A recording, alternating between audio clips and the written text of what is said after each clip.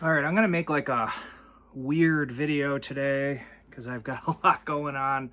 I thought it would be a little adventure to clean up this mess. I've been accumulating random little projects over the past 2 months, and yeah, I'll just clean, and maybe this will be a little bit of a what am I working on, a little bit about organization.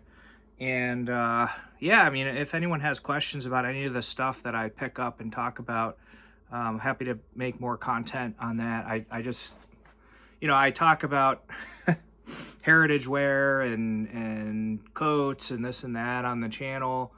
But I also, do a lot of stuff. So, I'm trying to incorporate like activity with the right clothes, if you will, and make everything as enjoyable as possible. So let's get to it.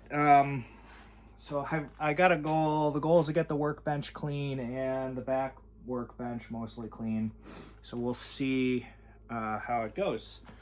So yeah, we'll start. So I'm a little bit of a saver. Whenever I get packaging, I always keep the good stuff because if you saw any of my videos, I sell some of my clothes on eBay, older stuff that doesn't fit, stuff I don't like anymore, stuff that's been upgraded. So I do a lot of eBaying, so I always hold on to packaging. Got a little spot for it off camera here, where I just kind of have a little packaging station for all my random boxes and bags, things like that. Yeah. So I just installed a rotisserie in my Yoder YS640S smoker, and it came with this step bit. I don't use step bits a lot, but to drill through the 1/8 inch steel, it worked really well actually. So for the job, it was the perfect tool. Usually I'll use, regular bits, but give it a shot, blast it through the mild steel. And yes, I'm holding a Ryobi here. I gotta tell you, I don't particularly love the quality of what Ryobi tools are, but I've had a set of them for 3 years now, and they've held up. And I've got to grudgingly say the price per performance of these Ryobi cordless, you just can't beat it. They're pretty good for your homeowner plus. I mean, I beat them up a lot, and they've come through. I don't think they've got quite the power or quite the chucks aren't as good or whatever, but for average use in a household, they're great, and you can get a whole set for like $200. Batteries are cheap. What drove me to Ryobi's were I had all DeWalt stuff, and just one set of batteries cost as much as this whole set. So I ended up going Ryobi. So I've got this little Ryobi station over here, and take the drill bit out. So I put all my hand tools here, and then I've got a bunch of chargers. And this is all on a French cleat system, so all this stuff here, any of these little boxes and things all move. So as my needs change, I can move them around. And then I ran an outlet here, which is also on a pilot, so when I'm not charging, I can actually just shut off all the chargers when I don't need it. Let's see, so I got a new thing of masks. So I think safety is really important in a wood shop or any kind of shop. So in this little metal thing here, I've got gloves, I've got masks, I've got goggles, and I keep my hearing protection here. So one big thing I think with safety is that if it's not convenient or right at hand, you don't want to use it. So I made this little safety station, if you will, front and center, so that you always have just ready access to your safety gear. This, I just bought a micro chalk line, some extra chalk when I was up at Shelter Tools. This is going to go up to Kuroga. at the camp because I'm doing more timber framing up there, and my timbers aren't very good, so I've been doing more square rule or scribe rule type stuff, which having good thin chalk lines is important. So this has got to go in the moving to Karoga pile. This is extra junk that came with the smoker rotisserie. I don't know what to do with it yet. And this extra piece of rotisserie, this will go in my stock. I've got just a pile of stock for stuff. Nice hex stainless steel. Or if I got a different Yoder, I guess I could use it. And I'll put this, I've got like all extra crap in boxes over on a shelf over here off camera.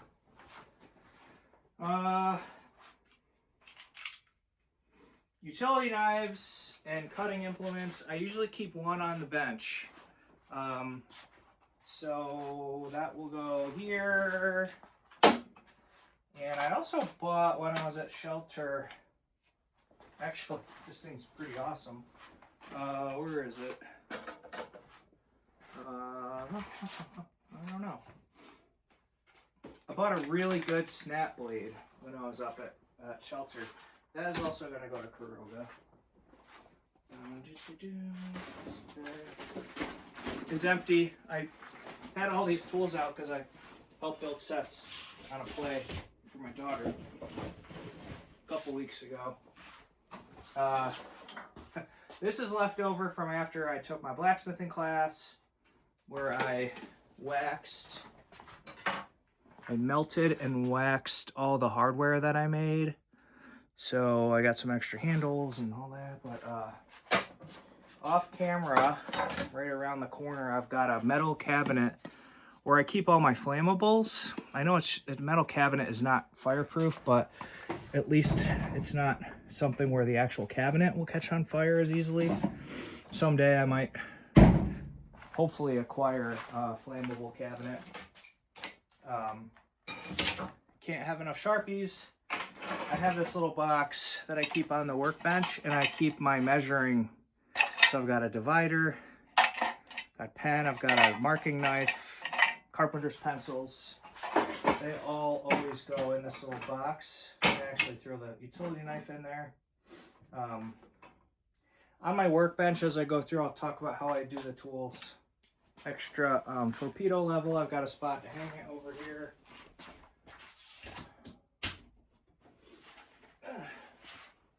The drywall stuff on the floor over here. Leftover wire brush from doing some cleaning up all the blacksmithing stuff, which will go back in the wire brush bag, which I have over here.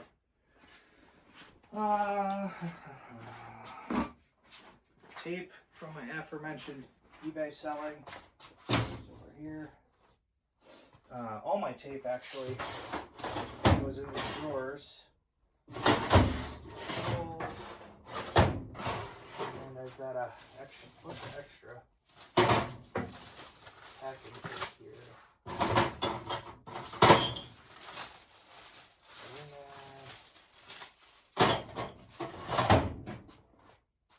Cement? Anyone? It's weird, I have a couple cement anchors randomly over there.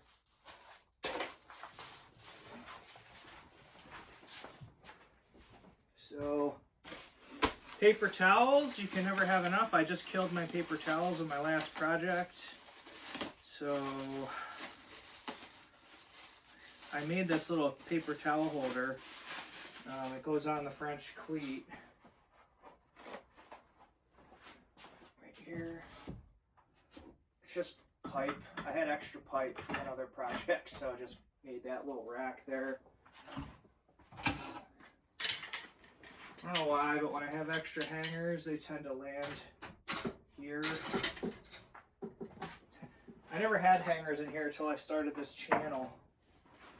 My tape measures, similar to safety, I like to keep them all together.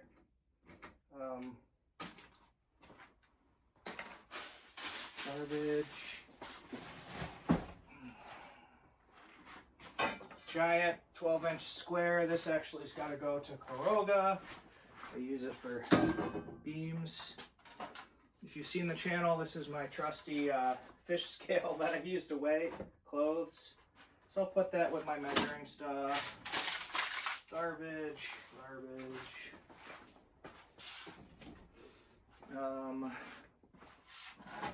Again, I just have these drill bits out. All the drill stuff goes here for the most part, but I do keep sets of drill bits right there. And I had a drill bit. There it is.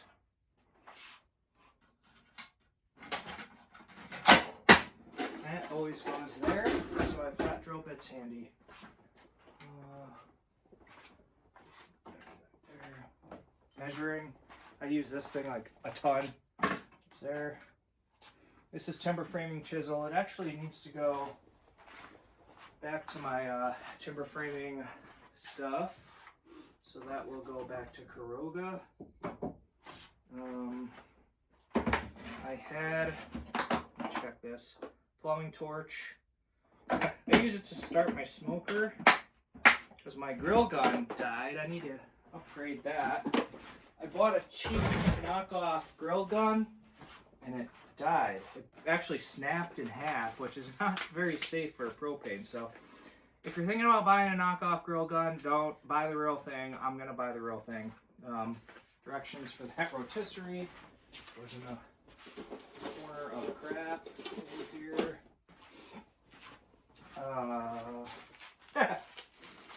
When I was, which I took blacksmithing and I thought I need to buy an anvil, so I bought 1-inch ball bearings to bounce on anvils if I'm gonna test them, and then I ended up buying an anvil that was part of a package deal in really awesome shape actually. So I haven't even done the ball bearing test, but I did hit it with a ball peen hammer and it's got a really nice rebound.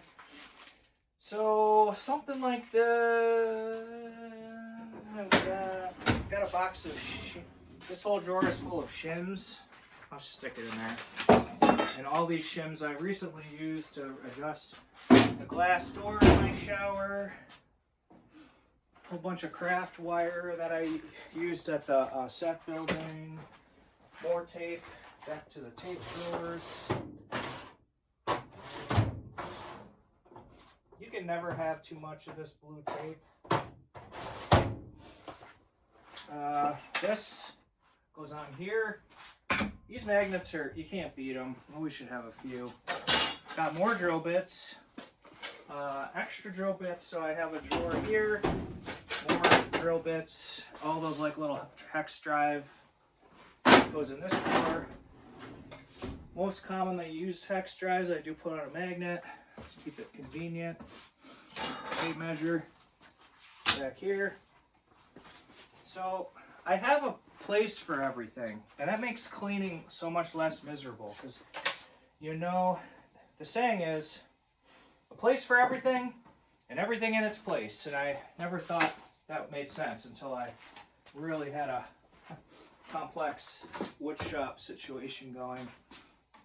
Another chalk line. So again, I just put another tape measure and chalk line. This is like random measuring type implements. Another screwdriver and yet another Sharpie. This drawer has all kinds of Sharpies, pens, pencils, mini screwdrivers, hex wrenches. And up to the magnet you go. This is some Filson wax. That's got to go upstairs. So everything I'm getting out of here is going to sit here. Another carpenter's pencil. We got more. This is for shipping, so when I sell stuff, I gotta weigh it. So this little scale, I would call that measuring, right? So I'll put it over here in the measuring department. I don't know. I don't talk about it too much on this channel, but I am a huge Lego fan, and I have a lot of dedicated space to that too. This is like from the 80s, like fell out of one of my Lego sets. I used to have it like just stuck up here.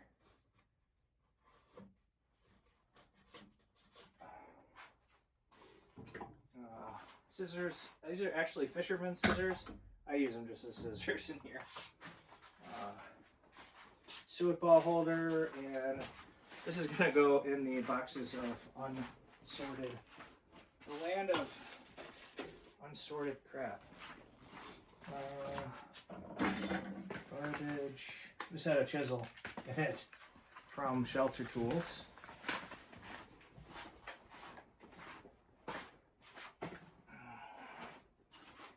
Coffee. All right, we got small carpenter square. Brought this with me for the set. We got a spot for that. Get in there.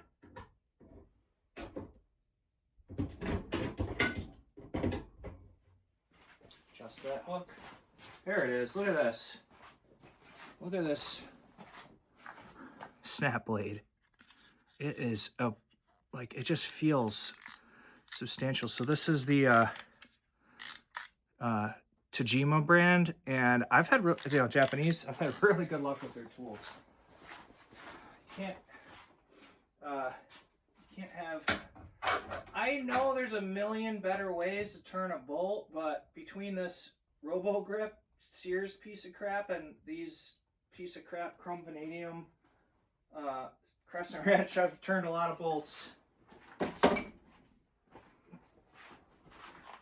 Another pencil. It's like you never find them, and then all of a sudden you're cleaning and you got like a million. All right, we're getting down to the bottom of it already. A bunch of staples left over from the set building.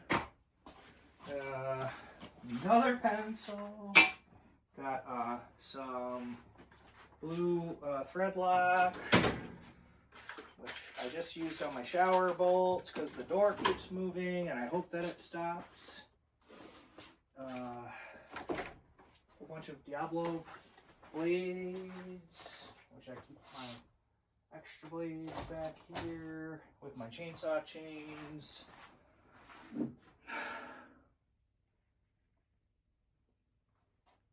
It's a good smoothie, by the way. I've got these ropes. They're part of a project for my neighbor. It's kind of cool.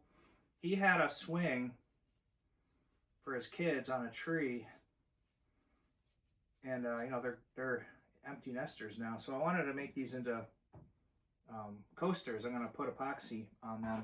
So that's, you know, on the never-ending list of projects. Heat gun for melted wax on blacksmith stuff, which goes back to my heat gun. I'll pan the camera around after so you kind of see what all these other areas I'm talking about. This box is full of chains. So 36-inch chains for my awesome new chainsaw. 2 ripping chains and 2 for cross cut. I always like to keep the original boxes as they came in, because on the back of a chainsaw chain box you can line up the model number and it has all of the pitch and the angles. So, you know, I sharpen all my own chains when I'm not in the field, so you want to have your digits with you, if you know what I mean. So that is important. Now this little box of chains is like $250 because they're 36-inch high quality chains. So that's got to go out in the garage with the other chains. Cat litter does not belong in the woodshop proper.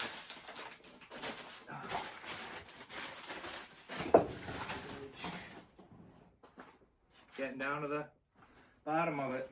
So move this stuff.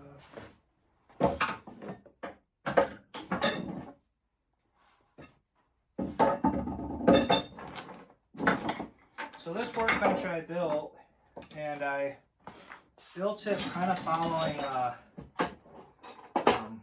well, the first time I saw it, it was Wrangler Star's channel, and he built one, but And he got me into the English guy. What's his name? Woodworker. I'm drawing a blank right now. Paul Sellers. If you're thinking about woodworking, you got to check out Paul Sellers. He's got so much content out there. Great channel.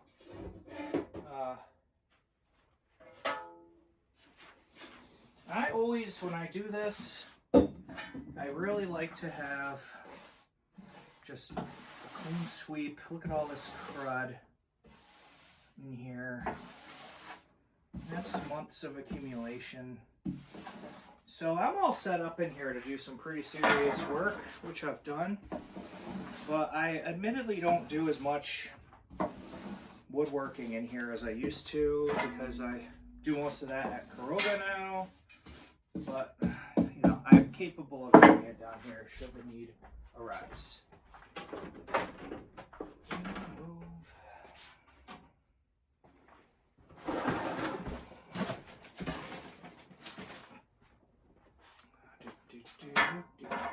All right, let's load up the tool well. I always do this the same way because when I'm working, I like to know where my tools are at. So this little box of measuring stuff goes here. Little square, combination square. So all my measuring and marking is kind of here up the front. Then I get into holding. So I put my hold fasts, which these are Grizzly Bear Forge hold fasts, and he actually, I saw a video where he makes them, and very, very well made stuff. So if you need hold fasts, you know, to hold your work down, they are great. So the hold fasts, and we got the little dogs. So, you know, if you just need some dogs, they need to be cleaned, but because I got a tail vise there. Then I get to hammering. I've got a rawhide, I've got an S-wing, got a nylon, and I've got mallet. Mallet gets the most use. Oops. Chisels. Usually just kind of stick the bench chisels in here. These get a lot of use. Having a good set of bench chisels is... These are not even good. These are just Craftsman's from the 90s that I inherited. And just put a good edge on them. You don't need fancy $300 bench chisels. If they get trashed, you sharpen them, you're good to go. These have lasted me 20 years of constant use and abuse. Places where I will splurge on a chisel would be something like this. So for timber framing, when you are working with one chisel for hours and hours and hours, this is I don't even know the brand, but the good brand that this brand that they carry at Shelter Institute, and having you know, just a nice chisel that you're going to be working with for hours is really, it's worth it. Thing about the Japanese chisels, you can kind of see two steels laminated together, so you get the milder, more flexible, durable steel, then you get your harder, sharper edge. On the back, they hollow grind so that when you're kind of running it along, you know, wood, it's just less friction. There's just less stuff to catch and rub. So this is new. I've barely used it, but this one, so here's the funny thing. When you're cutting a 1.5-inch mortise, you use an 1.5-inch chisel. But if your mortise is a touch too small, your 1.5 inch is going to be too big. But this 1.5 inch I got on eBay. It's a great tool. I've used this single chisel more than any other timber framing chisel. So this one is kind of the competitor. And the difference is, I don't know if I can show you here. It's just a millimeter or two smaller. So this is just like, you know, and you know, metric. So it's a little smaller, which means if I cut that mortise a little tight, this will still fit. But these are great for when you're approaching the right size. You can kind of stick it in and feel, you know, your mortise to make sure you're the right size. But usually I'll have a carpenter square, and a carpenter square is also 1.5 inches wide and 2 inches on the other side. So carpenter square gets more action. You know, that's what this is.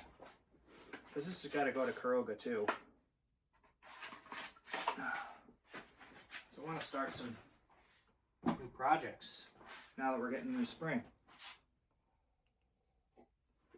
So I got my hammers, a saw, broom goes down here, which lives on the bench. These little pads stop the bench from sliding if I'm yoinking on it. All right, getting close. This is cool. This is a plumb axe that is not shaving. It might be. This is really sharp. I'm learning how to sharpen all kinds of stuff using the Tormek, and I did this axe. This one I did just do a full hollow grind, like first, and then I rounded the edge off to give it a little bit more oomph. Ultimately, I'm going to learn how to use the upgraded jig to give it a full convex grind, but this will still crush it, I am sure, if I get it in this wood. So, need to handle all that. I have a bunch of like unfinished sharpening projects that live in this bin. This one is an unfinished. This one's cool. This is a really old, probably blacksmith made. Actually, I would wager for sure it's blacksmith made hewing axe. So it's hard to talk about it, but one side is completely flat, and then all of the blade action is on this side. So when you're chopping to get that flat edge, you line the flat edge up, and you've got your nice flat registered edge. So one style of hewing axe, highly effective. And I can see, look in here, where the forge weld, where they welded the two steels together to get the sharper edge on that. So it's cool. This is definitely old. And I haven't done a lot with it, but I've messed around with it. This is another project I want to do sometime. This is like a 3-pound, I don't know, let's see how much it weighs. A really heavy cleaver.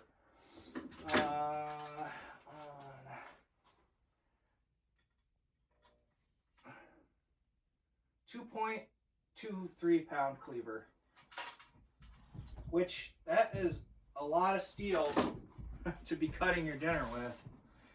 So it's really beefy. I mean, it is a 1/4 inch thick at the bottom. So that'll be a fun little restore one of these days. And then this is a Finnish hewing axe my buddy sent me.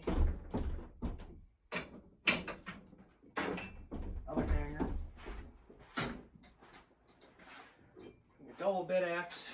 I gotta get open someday. Another, look at this hewing axe. Again, this came from a buddy of mine. He told me that this is a very rare item, and I believe it. It's got a lot of weight in it, in the blade here. So, gotta really figure out what kind of handle this axe head needs. So, we'll get that. It doesn't really need a grind. It is so sharp right now. I'm just gonna hone the edge a little bit when the time comes. All right. This is all blacksmith stuff that I made.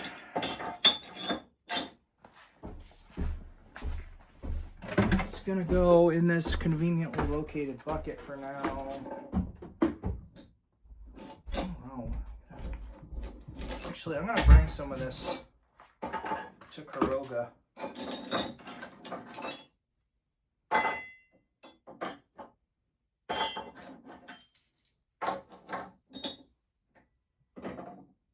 I'm gonna bring all these hooks up to Kuroga to install up there. So you all, well, me, I gotta give this one away. It's tell you what, YouTube viewers,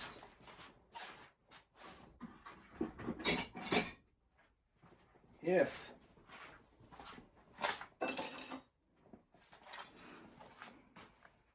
I made these. I also don't drink, so I've got 2 bottle openers to give away.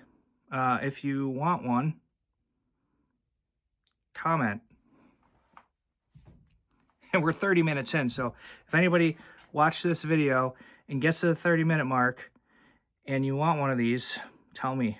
I'll send it over. This is a bottle opener that I made it so you like hold it backwards and kind of, you know, open it the cool way. And then this is just like a regular bottle opener. I haven't even tested them on bottles, but if you want one, I'll send it to you. It's in the message and all that.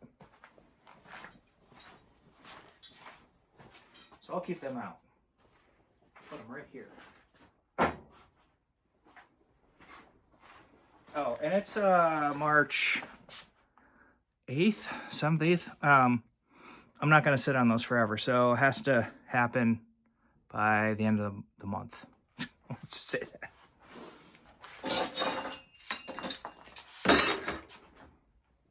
All right. So this whole wood shop is like the result of having a small basement and needing to get some stuff done and being creative with the space that I had. Because this room is, I don't know, 10 by 10-ish, maybe a little longer. So these stickers, I gotta put some up, which I'm not gonna do on video. Shelter tools, be an outsider. I'm a big fan of dad jokes. All right, so the main bench is done. Oh, this is a good book. If you are just trying to figure out how to keep your tools serviceable, everything you need to know for bench tools, hand planes, chisels, in here. Good read. And you can read it in about 45 minutes. For me, and I agree, sharpening is something you've got to do other things. I never think about sharpening as like its own hobby per se. But I do find it enjoyable, and I like the feeling I get when I know how to maintain and take care of all my edges. So, you know, I have talked about this a little bit. Tormek is the system I'm learning now, because the thing with sharpening is like, I don't want to spend all day doing it. I want to sharpen my stuff, get to work, because as I say, making tools dull is more fun than making them sharp. So this has a really pragmatic way of doing that. Highly recommend it. So all that's left back here, you got these gloves. Actually, I'm throwing these away. These are latex. They don't hold up at all. And they're old. Should I throw them away? For medical use? I don't know. You know, I can give them to someone. We'll bring them up to Kuroga. What's left? This is all Tormek stuff. I'm not going to go through that right now. Tormek stuff. You're like, why is this glass of water here? It's to keep the drop full. Some more staples.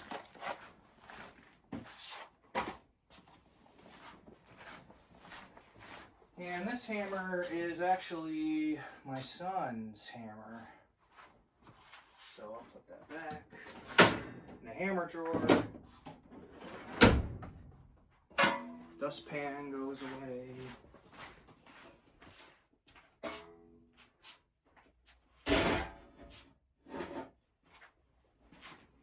Got an extra little toolbox down here.